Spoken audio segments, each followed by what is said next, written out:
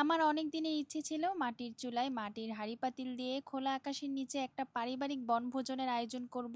অবশেষে আমার সেই ইচ্ছেটা পূর্ণ হলো। মেলা থেকে আমি অনেকগুলো মাটির হাঁড়ি পাতিল কিনে নিয়ে আসছিলাম, আর জীবনের প্রথমবার কিন্তু আমরা মাটির হাঁড়ি পাতিলে রান্না বান্না করলাম, যদিও অনেকটা ভয়ে ছিলাম যে কোনো অ্যাক্সিডেন্ট হবে কিনা। আর এই বনভোজনে কিন্তু আমরা সবাই হাতে হাতে কাজ করেছি, কেউ পেঁয়াজ ছুলছে, কেউ মুরগি কাটছে এবং কেউ আদা রসুন বাটতেছে। যেহেতু বনভোজন তাই বন থেকেই হচ্ছে রান্নার লাকড়ি জোগাড় করলাম। শাশুড়ি মায়ের হাতে বানানো মাটির চুলায় মাটির হাঁড়ি পাতিলে রান্না, আর আমি এই জীবনের প্রথম মাটির হাঁড়ি পাতিলে রান্না করা খাবার খাবো। প্রতিটা রান্নাতেই ছিল মাটির ছোঁয়া, তাই যেন এই রান্নার স্বাদও দ্বিগুণ হয়ে গেছে। আসসালামু আলাইকুম, কেমন আছেন সবাই? আলহামদুলিল্লাহ আমরা অনেক অনেক ভালো আছি। আজকে তো আরো একটু বেশি ভালো ছিলাম, কারণ আজকে আমরা সবাই একসাথে পিকনিকের আয়োজন করছি বাসায়। সকালবেলা ঘুম থেকে উঠে খোয়ার থেকে শাশুড়ি মায়ের পালা একটা মুরগি নিয়ে আসলাম। অনেকদিন এই মুরগির ডিম খাওয়া হয়েছে এবং আজকে মুরগিটাকেও জবাই করে ফেলা হলো। সাথে হচ্ছে একটা কবুতরের বাচ্চা নেওয়া হয়েছে বাচ্চাদের জন্য। আর এটা হচ্ছে আমার শাশুড়ি মায়ের হাতের মাটির চুলা, অনেকদিন আগেই বানিয়ে দিয়েছিল। আজকে এই প্রথম রান্না করব। একদিকে আমার ননদের শাশুড়ি কবুতর পরিষ্কার করলো, আর এইদিকে আমার ননদ মুরগিটাকে সুন্দর করে পরিষ্কার করে নিল। রান্না করতে যা যা প্রয়োজন ছিল সবকিছুই টেনে হিচড়ে নিয়ে যাচ্ছি। এই পাটাটা এত ওজন ছিল, পরে আমার হাত ব্যথা করেছে। মুরগিটা পরিষ্কার করে সুন্দর করে এইখানেই হচ্ছে পুড়িয়ে নেওয়া হচ্ছিল, সাথে কিন্তু কবুতরটাকেও একটু পুড়িয়ে নেওয়া হলো। জীবনের প্রথম এত সুন্দর একটা এক্সপিরিয়েন্স নিলাম। আমার লাইফে কখনোই এরকম পিকনিকের আয়োজন করা হয়নি, তবে হ্যাঁ আমরা ছোটবেলায় হচ্ছে পুতুলের বিয়ে দিতাম, তবে সেটা বাড়ির ভেতরেই রান্না বান্না করতাম। এইরকম খোলা আকাশের নিচে বাড়ির বাহিরে যেয়ে কোথাও রান্না বান্না করা হয়নি। প্রত্যেকটা মানুষ সবাই কাজ করতেছে এখানে, সবাই কাজ না করলে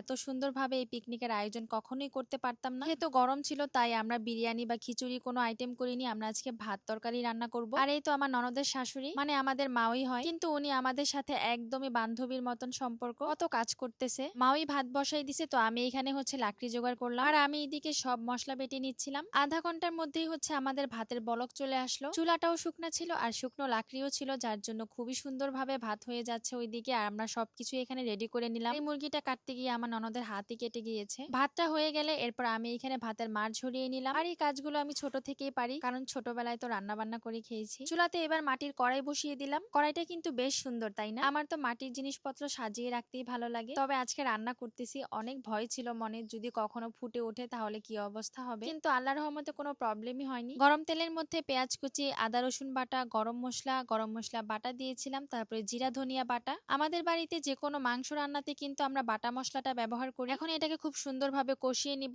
আর আজকে রান্না কিন্তু আমি আর আমার ননদ করেছিলাম, তবে হ্যাঁ আমার শাশুড়িও হেল্প করেছে, আমার ননদের শাশুড়িও অনেক হেল্প করেছে। আর আজকের এই দিনটার কথা তো সবসময় মনে থাকবে, এত এত মজা করেছি। এখন একটু পানি দিয়ে দিলাম মশলা কষানোর জন্য। আর আজকের দিনটাতে কিন্তু প্রচন্ড গরমও ছিল, তবে হ্যাঁ আমরা যেহেতু খোলা আকাশের নিচে ছিলাম তাই আমাদেরকে একটু গরম কমই লেগেছে। আর এখন কিন্তু অনেক লোডশেডিং হয়। এবার হচ্ছে আমি মাংসগুলো দিয়ে দিলাম। এখন মাংসটাকে খুব সুন্দরভাবে কষিয়ে নেওয়ার পালা। এই যে দেখুন ছোট ফ্যানও নিয়ে বসছি আমরা। আমার শাশুড়ি দাঁড়ায় দাঁড়ায় দেখতেছে। মাংসটা কষানোর জন্য ঢাকা দিয়ে দেওয়া হচ্ছিল, একটু পরপর হচ্ছে নেড়ে চেড়ে দেওয়া হচ্ছিল। আর এইগুলো যেহেতু মাটির জিনিস তাই একটু পরপরই হচ্ছে নেড়ে দিতে হয়, কারণ হচ্ছে একটু লেগে যাওয়ার চান্স থাকে। মাশাআল্লাহ মাংসটা কষানোর সময় এত সুন্দর একটা কালার এসেছে। এরপর আমার ননদ পানি অ্যাড করে দিল। আমি তো ভেবেছিলাম এই কড়াইতে রান্না হবে না, কিন্তু দেখি যে না, কড়াইতে খুব সুন্দরভাবে রান্না হয়ে গেল। এরপর আমরা রান্নার মধ্যে কয়েকটা গোটা রসুন দিয়ে দিলাম। হাঁসের মাংসতেও আমি হচ্ছে এরকম গোটা রসুন দেই, তারপরে হচ্ছে গরুর মাংসতেও দেই। আমার কাছে খুবই ভালো লাগে ভাত খাওয়ার সময় এই রসুনটা চটকিয়ে খেতে। এই তো দেখুন কি সুন্দর আগুন জ্বলেছে। আর আমাদের এই বনভোজন দেখে তো পাশের বাড়ির বাচ্চারাও চলে আসছে,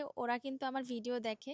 এরপর হচ্ছে এখানে জিরার গুঁড়া দিয়ে দিলাম মুরগির মাংসতে। ফাইনালি আমাদের রান্না কিন্তু কমপ্লিট হয়ে গেল। এখন মাংসটাকে নামিয়ে নেওয়ার পালা। দেখেন কি সুন্দর একটা কালার এসেছে। যেহেতু আমরা এইখানেই বসে খাবো তাই হচ্ছে আর এগুলো ঘরে নিয়ে যাইনি, এখানেই হচ্ছে একটা টেবিল এনে রেখেছিলাম। এরপর ঝটপট করে আরেকটা কড়াই বসিয়ে দিলাম। এই কড়াইতে হচ্ছে বাচ্চাদের জন্য কবুতরের মাংস ভুনা করা হবে। কড়াই বসিয়ে প্রথমেই হচ্ছে তেলের মধ্যে পেঁয়াজ কুচি, গরম মশলা সবকিছুই দিয়ে দেওয়া হলো। এরপর কবুতরের মাংস দিয়ে খুব সুন্দরভাবে কষিয়ে পানি দিয়ে দেওয়া হলো। আর আমার ননদিনী কাটা হাত নিয়ে খুব সুন্দর করে রান্না করছে। কয়েকবার বললাম তুমি ওঠো, কিন্তু ও উঠবে না, ও রান্না করলো। তবে কবুতরের মাংসটা কিন্তু খুবই মজার ছিল, প্রত্যেকটা রান্নাই খুবই মজার ছিল। লাস্টে আমরা রান্না করেছিলাম সজনে ডাল। এখানে আমার শাশুড়ি হচ্ছে ডালটা ঘুটনি দিয়ে দিল, এরপর আমার ননদ হচ্ছে সজনে দিয়ে দিল। যেহেতু প্রচন্ড গরম শুধু হচ্ছে মাংস দিয়ে খেতে ভালো লাগবে না, তাই হচ্ছে একটা পাতলা ডাল রাখলাম সাথে। এখন হচ্ছে ডালটাকে বাগার দিয়ে দেওয়া হবে, শুকনো মরিচ, জিরা, তারপরে হচ্ছে পেঁয়াজ রসুন সবকিছু দিয়ে বাগার দিব। পেঁয়াজ রসুন বাদামি হয়ে গেলে এখন হচ্ছে সজনে ডালটাকে ঢেলে দিল। ব্যাস আমাদের সজনে ডাল কিন্তু তৈরি হয়ে গেল। আর লাস্টে আমাদের আরেকটা রান্না বাকি রয়েছে, ডালটা কিন্তু আমার শাশুড়ি মা বাগার দিয়েছে। এরপর আমি এখানে পোলাওটা রান্না করব, আর পোলাওটা কিন্তু আমি মাল্টি কুকারে রান্না করেছিলাম। অনেকেই দেখেছেন আমি মাল্টি কুকারটা নিয়েছি। আর এই মাল্টি কুকারে এমন ধরনের কোনো রান্না নেই যে আপনি করতে পারবেন না। খুবই সহজে 5 মিনিটের মধ্যে আমি পোলাও রান্না করে ফেললাম। এটা কিন্তু খুবই ঝরঝরে হয়েছে। আমি আপনাদেরকে ফাইনাল লুকটা দেখাই। এরপর খাওয়া দাওয়ার প্রস্তুতি, যেখানেই রান্না করেছি খোলা আকাশের নিচে, আবার ওইখানে বসেই হচ্ছে দুপুরের খাবার খেয়ে নিব।